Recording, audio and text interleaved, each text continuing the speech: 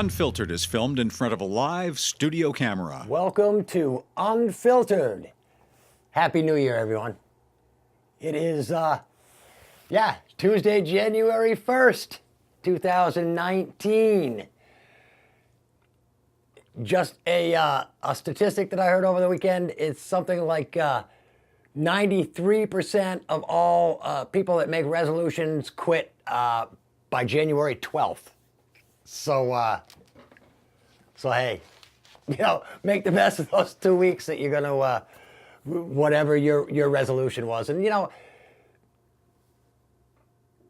resolutions, it's just a show thing. Like I said 2 weeks ago, the last episode that I filmed here, improving yourself is something you should be doing every single day, not just once a year for 2 weeks and then give it up. Every single day. Remember, it is a competition, but the only one that you have to be better than is who you were yesterday. Remember that.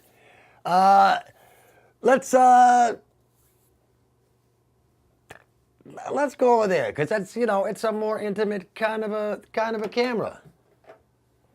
Oh man, did you see that slow fade? Wrong button. They put those two buttons like right next to each other. So 2018 was a pretty good year. I think I'm doing fairly well. And just so none of you have forgotten, we're coming up on 2 weeks or 2.5 weeks since the government's been shut down. And I feel at peace. I haven't felt this good since the 80s when Reagan used to take those long naps. The more the government sleeps, the more they're off, the happier I am. But I've noticed something about the whole government shutdown. The fact that the things that they close during this partial government shutdown is specifically intended to inconvenience you and me. I mean, look, the government's been shut down for 3 weeks. I don't know anybody who's died. I don't know anybody who's lost their house in the last 3 weeks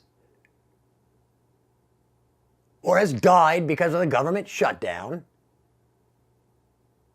Our poor servicemen who, while you were sipping champagne, they were on the front lines in the middle of a damn desert in the Middle East.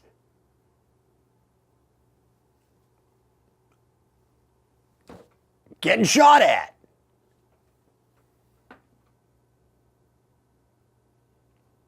Yeah, so that you could enjoy your celebration. Those guys are still getting shot at. Senators and congressmen are still making their $180,000 a year. But the pathway around the national monuments in Washington has been closed. It's gated off. There's walls around it so you can't get in. National parks are closed. They've got big gates too. Fences so you can't get in. Why? Because the government shut down. Well, if that's all it takes to close a damn gate, then the southern border should be locked up tight. Nobody coming in, nobody going out. TSA should not be working. Nobody coming in, nobody going out. The government's closed. That's how you close a government. You don't close the national parks. Oh, let's take people's recreation away from them. That'll teach them. But yet the senators, the congressmen, the people that caused all this crap, they're still living high off their hog. They're greedy, greedy, piggy, piggy people who don't have a caring bone in their body, except for the care to make themselves rich. Off of something that I've said before, I don't think should be a career. It should not even be a job. It is a public service.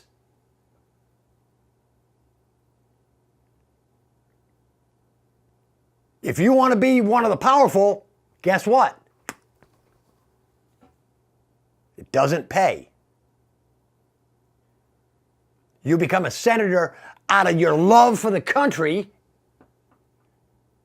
not your love for the $180,000 a year that you're going to get for being a senator and taking bribes and kickbacks and everything else that you're taking out there, screwing the American people.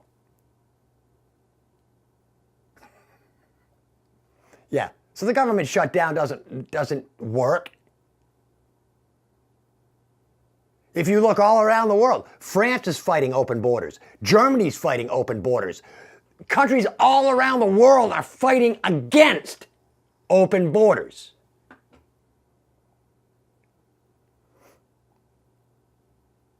And we should not have open borders. We didn't have open borders for a long time. It was like there was a period of time, and I can't remember. I want to say it was the very early 1900s, where there was no immigration. There was not even any legal immigration. Just saying, you know.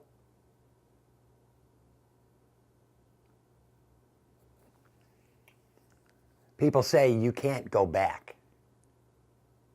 You know, you can't go back to the past. But if you look at early American life, not early settled American life, because remember, the people that came here from Europe in the early 1600s, the middle 1600s,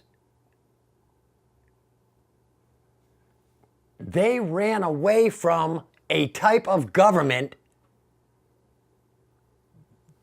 that we are becoming.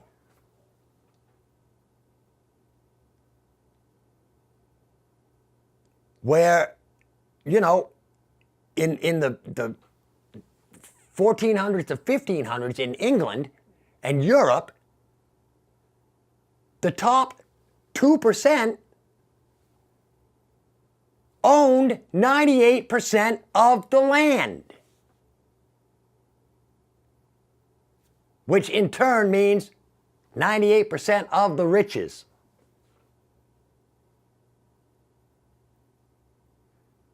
And they made those riches off of the backs of the poor, unwashed peasants. Because yes, even in the 1400s and the 1500s, there was huge class difference. And nothing has changed in 500 and 600 years. The rich are still the powerful. The poor just keep chugging along, doing the best that they can. I know, Rick, we're trying to prop up the bottom, but that doesn't help. When will you people understand that propping up the bottom does not help? Propping up the bottom exponentially props up the top.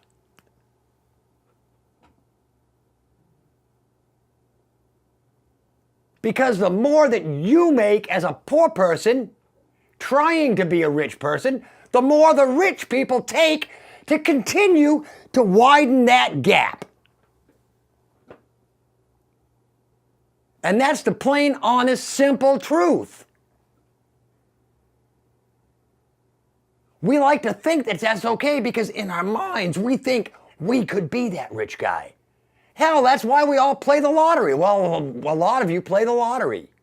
I don't play the lottery because it's just like throwing money away. If I'm going to play the lottery, I'm going to Vegas and have fun and get free drinks while I throw my money away.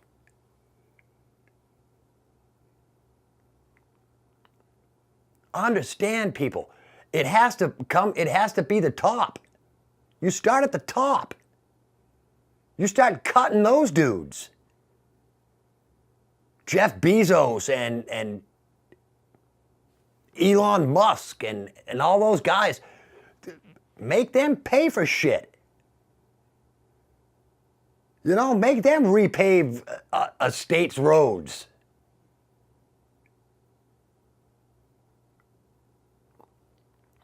I don't know. And this whole, you know, we have to expand is just ludicrous. That's one of the big things in Keene is everybody's, oh, we've got a plan for the future. We've got to be bigger. We've got to be better. We've got to have more stuff. You know, why don't you stop with all that? Put a freeze on expansion. Put a freeze on new developments until every single building in Keene is occupied. We want more people to come here. We want more people to come here. No, we don't want more people to come here. I would like more people to move away from here. That's what I would like. Let's concentrate on what we've got. I mean, we try and do that when you look at, you know, downtown, Court Street, Washington Street. Those are all taken care of beautifully. You know, oh, that's our showcase. That's our flagship. Is downtown. Downtown. We have to make downtown look good. We have to put in $1 million crosswalks, you know, that look all fancy. We don't really know how safe they are. We don't know if they've helped anybody not get hit by a car.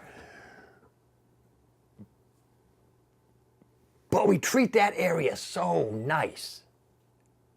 Court Street gets paved every, I don't know, 5 or 6, 7 years. It ends up looking real nice. Washington Street, the same way. Why? Because there's huge houses there and the people with the money live there. You look at the east side of Keene, drive up by Robin Hood, drive up Roxbury Street, up to Robin Hood. That road stinks. Because we're too busy putting beautiful, nice crosswalks downtown. Get to some of these side streets, they're horrible.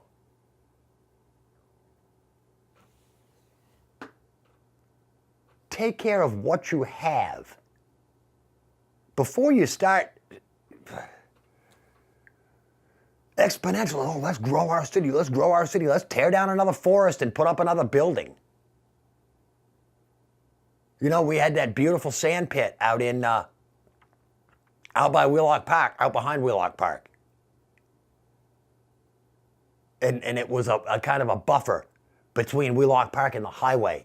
And the campground right there at Wheelock Park, you know, that little sand pit buffer helped from the noise of the highway. I mean, you could still hear it, but it helped. No, let's let the energy company in there put a big substation. Don't worry. Hey, Keene, it's gonna benefit you because your energy prices will be lower. Bull crap! Energy prices haven't gotten any lower because they put that substation out there. Nothing's changed. They just put up an ugly old eyesore power station out there.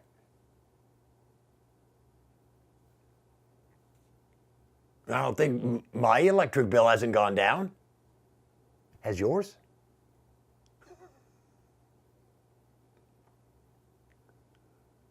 On the upside, hey, my mother is getting $25 more in her Social Security now.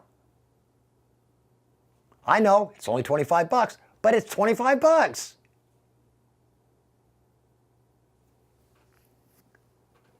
Again, you know, when it comes down to money, the government is you know, the senators, the congressmen, the people that are in charge of government spending, they don't care at all about you. They're going to take your money, again, even if the government is shut down.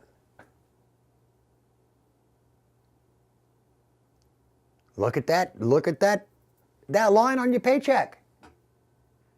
They took out taxes last week, even though the government shut down. If the government shut down, why do they need our tax money?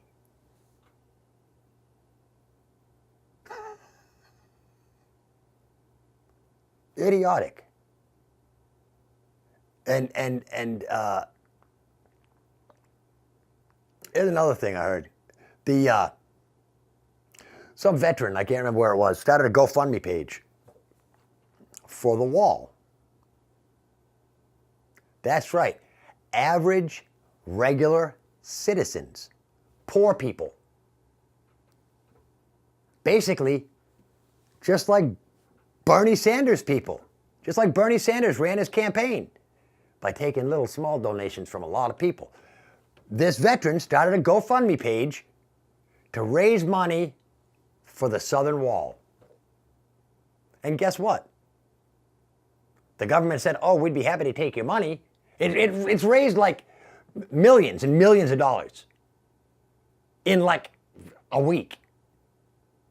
The government says, well, sure, we'll take that money, but you can't tell us where we have to spend it.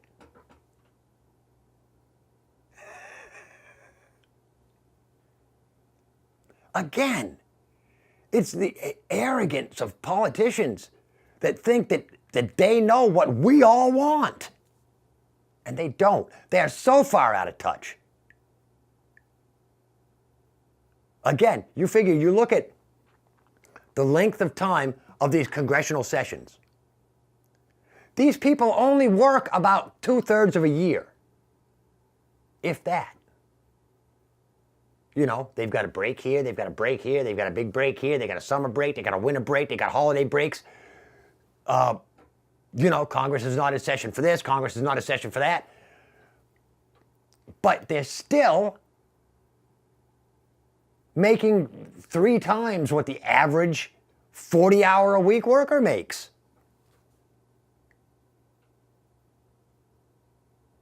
And it's stupid. Again, politics should not be a career.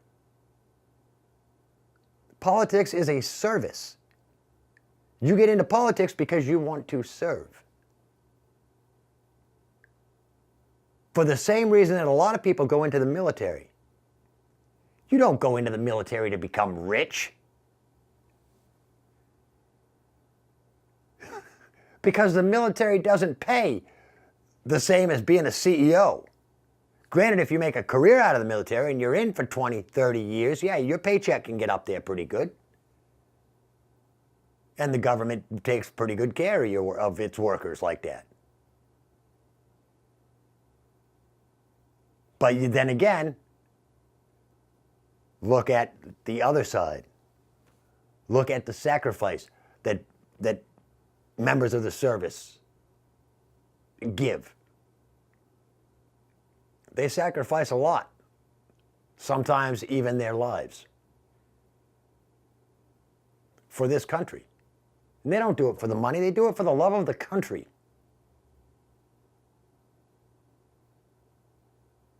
The need for being a part of something bigger, something honorable. Yeah. At least, you know, that was back when I went into the Navy. That was, you know, it was part of of course, I had not such a super fantastic family life when I was a kid, but the military was like a family. You know, it was like, you know, I went from leaving Keene on a day in April of 1979, having, you know, a mother and a father and a stepmother and a sister, to having, you know, next day I had 84 or 92 brothers who were my boot camp company. We all watched out for each other. And that's what the military does. You form great bonds in the military. As well as, you know, discipline and all that good stuff that you should have. So let's see, the shutdown, New Year's resolutions, and again, resolutions are just dumb. If you're not working on yourself every single day to make yourself a better person, then you might as well not even think about making a resolution. You know, number one, all those resolutions you make when you're drunk. New Year's Eve, well, I'm going to make a resolution that I'm not going to drink anymore until tomorrow. You know? And I spent last night doing nothing. I worked on Monday. So I got out of work and went home and had dinner and you know, had a quiet, regular Monday evening. You know? Think back, you know? I've done that a lot this weekend. Looking back over the past year. And again, the year's been great. Cheshire TV, you know, at my work, which is, you know, the other half of my life, which is half of my life at least, is working at Cheshire TV. We've spent the year adapting to a new space, you know, and looking forward to moving back into the newly renovated Heberton Hall building, which I'm not sure if it's still going to be called the Heberton Hall building, because it is now all one building with the library, due to that beautiful crossover piece that they put in. They're still working on the grounds. They apparently, I haven't seen any work in the back as far as the stairwell. They're supposed to be pouring the enclosure for the stairwell to the second floor. Elevator is on the inside of the building. Stairwell is an addition, jut out on the back. But we've been told that, you know, we'll probably be moving February. I'm thinking more realistically, probably March or April. But that's, you know, the way that construction goes, especially when you're renovating an old building. Once you start, it's, you know, as many of you know that live in older houses, once you start tearing stuff apart to renovate, you find all kinds of stuff. So apparently that's been happening next door. They've been running into little snafus here and there with things that they weren't expecting. And, you know, again, we've been here in this new space in the basement of the library. We've been doing pretty good. We've had, I don't know, 3 or 4, 5, half a dozen new folks join and start making TV shows. We've had a few folks that had been making shows for a while drop off the schedule and return to their regular life and not have to spend the time on their show. We hope that more people will get involved. You know, that's my dream for this coming year, is to get more people to make TV shows, little TV shows like this, that anybody can come down and make. It is so super easy. We can make it almost painless for you to make your own TV show and let folks out in the community know what's going on. Whether, you know, whatever your interest is, whatever you want to talk about. Again, if you just want a show about your dog sleeping on the couch, we can have a show about a dog sleeping on a couch, and people will watch it. Yeah.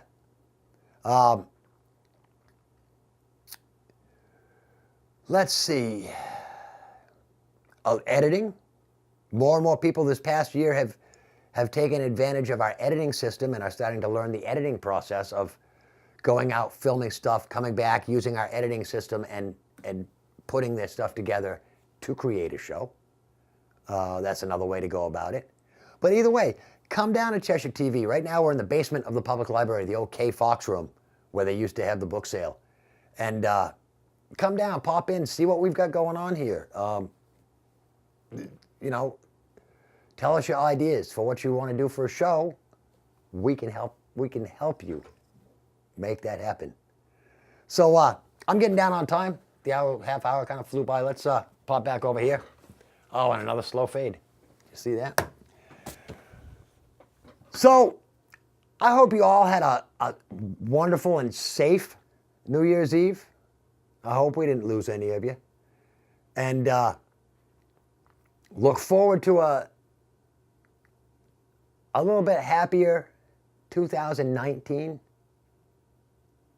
Let's forget all this government stuff. The government can stay shut down as far as I'm concerned, and probably as far as you're concerned. You know, we'll probably be much happier if the government is not intruding in our lives. So anyway, I guess that's it.